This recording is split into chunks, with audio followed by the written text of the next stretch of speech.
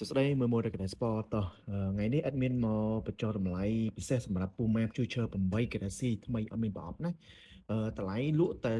$40ហើយ free សេវាឲ្យទៀតណាតម្លៃដើមអាចដល់$45ណាឥឡូវនេះមកបញ្ចុះតម្លៃពិសេសសម្រាប់បំណាច់ឆ្នាំ2025នេះណាមួយអញ្ចឹងដូចជាពណ៌លឿងនេះគឺនៅសល់តែមួយខ្សែទេខ្សែ42 27cm ណាហើយចំណាយពណ៌សនេះនៅមានខ្សែ40ខ្សែ1ខ្សែ2ណាហើយចំណាយពណ៌អឺពណ៌ក្រដនេះនៅមានខ្សែ39 40កន្លះខ្សែ1ហើយចំណាយពណ៌ខ្មៅលីឆ្នូតសនេះតិចនេះគឺមានខ្សែ2 27cm ហើយចំណាយពណ៌ខ្មៅឆ្នូតពណ៌ត្រួយចេកនេះមានខ្សែ1ខ្សែ40ខ្សែ1ខ្សែ2ណាហើយចំណាយ Puma Future 7នេះ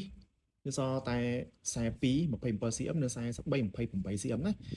តម្លៃលក់ដូចគ្នាទាំងអស់គឺ40 free សេវាឲ្យទៀតណា$40 free សេវាឲ្យណា